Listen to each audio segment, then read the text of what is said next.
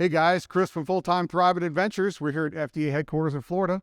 As most of you know, we have an Intech OVR Expedition on order. Should be here hopefully by the end of March. So in preparation for that, we started gearing up.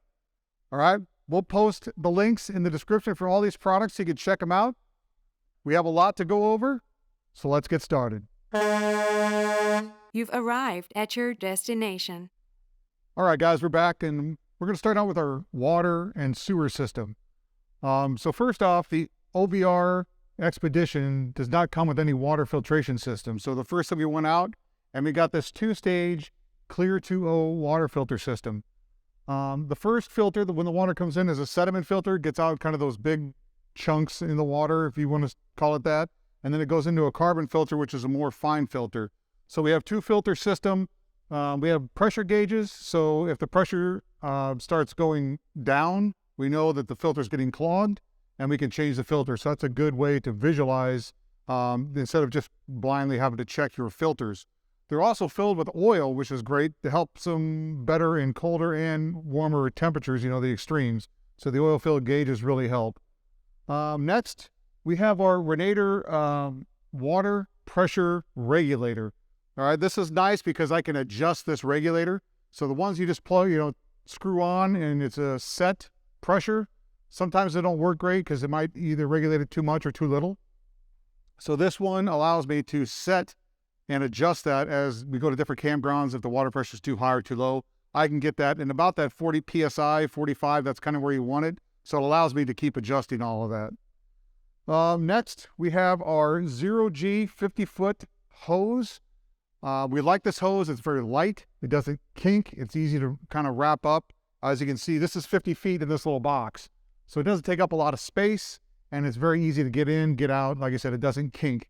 And then 50 feet allows us for enough length for any type of campgrounds. Sometimes you can't, get as close as you want. So you need a little bit extra length. The 10-foot hose is just to connect this into the trailer. This allows us enough space to get this tucked under the trailer to get it out of the elements and stuff.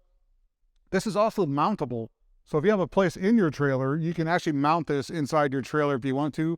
We're going to look into that. I'm not sure if we'll have the space, but at least this hose will allow us to get under the trailer to protect it from the elements. This guy, a little 1 to 2-way valve. This is very nice because obviously you're going to have one plugged in your trailer, but then you have another one. Say you want to wash your trailer, wash your dog, wash your car, if the campgrounds will let you do that. So that just allows you to connect a second hose.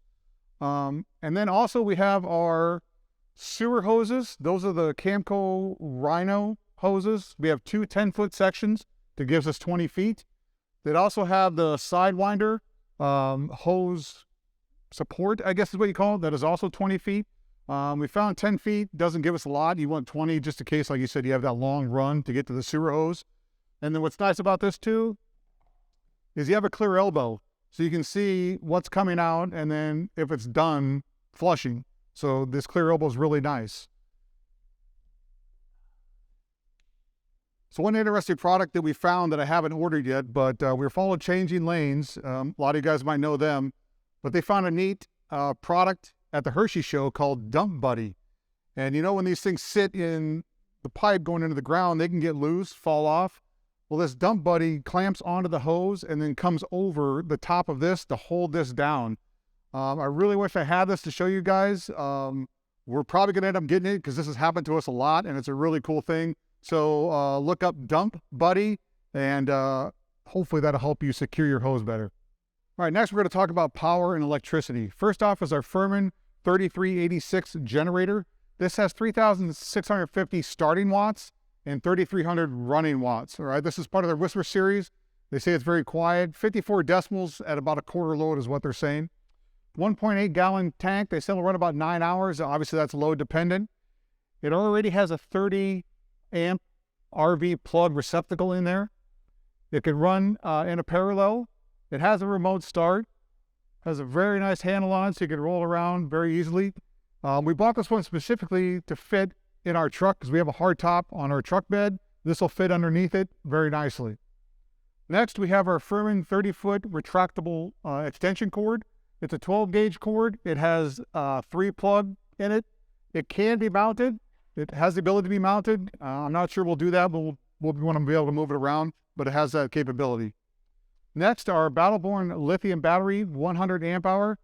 This battery weighs about 31 pounds. A lot of things in the RV are 12 volt, the refrigerator, the fan, the lights. So we like to have this, and the inverter in the Intech OVR Expedition has an option that will charge a lithium battery, which is great. It's just a flip of a switch. The Smart Shunt here by Victron.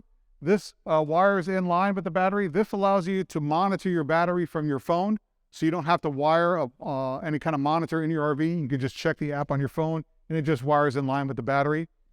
And then last, we have the Soft Start RV. This is for your AC. A lot of people, the AC has a large amp draw when the compressor kicks on initially.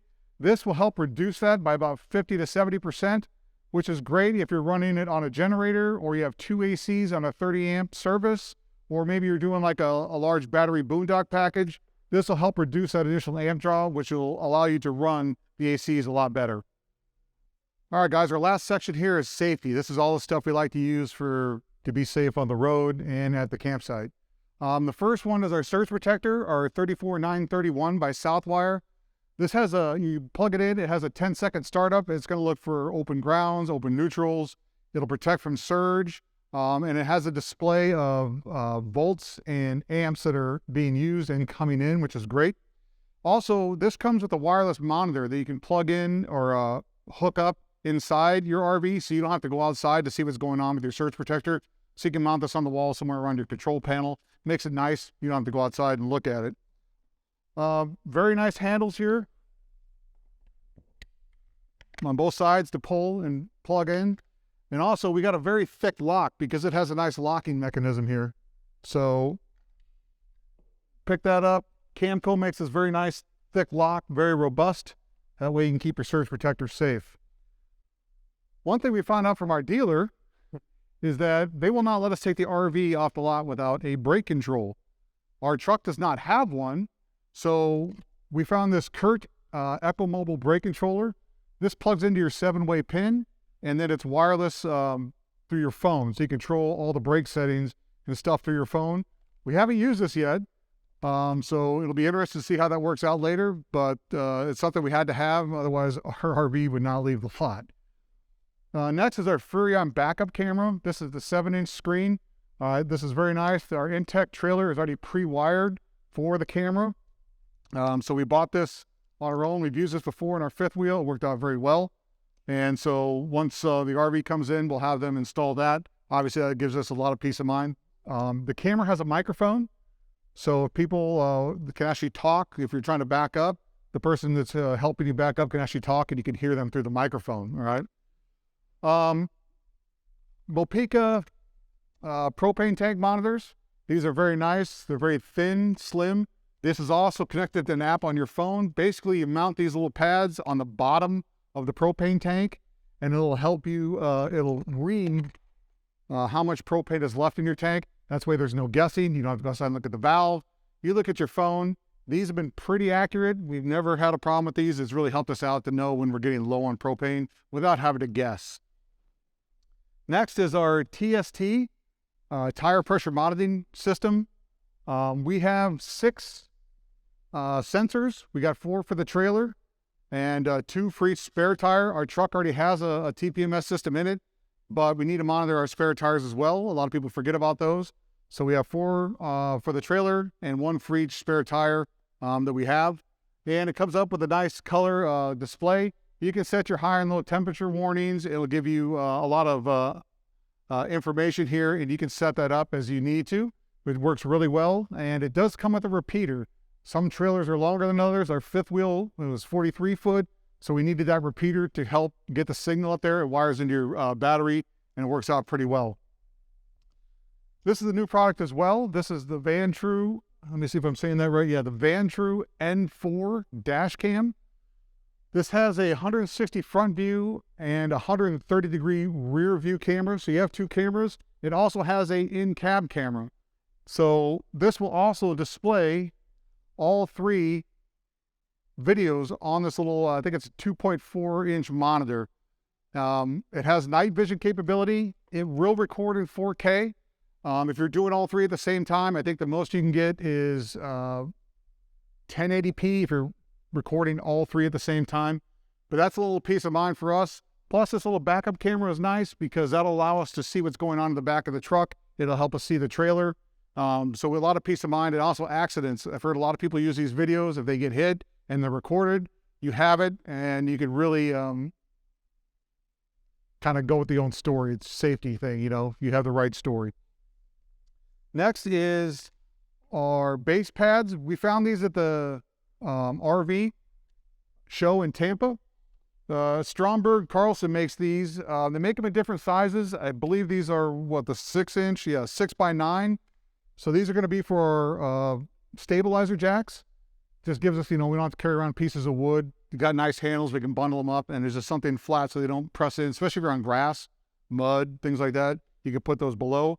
And then we have these T-chocks by the same company. These are going between our wheels. You crank it down, they spread out, and they keep your wheels from moving. One, it's a safety thing. Theft thing, it's a little harder to just take your RV if these are installed. And they say they make your RV a little more stable. So we'll try these out. Like I said, this is our fifth wheel. We had stabilizer, automatic hydraulic stabilizers. So this is going to be interesting to see how these work. Also, if you have to get your wheels off the ground, a tire chock will not work. So these help too. If your wheels have to come up a little bit, you can actually stabilize it that way and not have the tire chock. And then the last thing is our Camco leveling blocks. These are kind of a neat design here. It has a little handle that will just sit in. And then when you want to take them apart, this comes up and it just unscrews. All right, so no more, you know, strapping it down or just, you know, clicking them together and throwing them in. You can just obviously grab and go. All right, guys, so here's all the gear we need to get back on the road. We'll leave the product link in the descriptions below so you can check out these products yourself. If you have any comments, concerns, questions, leave those for us. We'll get back to you. One last thing before we go, something fun that everyone likes to do is obviously the state map stickers. We get this question a lot is, when do you put a sticker on the map? Well, Steph and I have come up with, we like to stay in the area at least 2 to 3 nights. We have to leave the campground, explore the area a little bit. We don't just pass through and put a sticker on. Obviously, this is fun. Hey, guys, we'll see you back out on the road.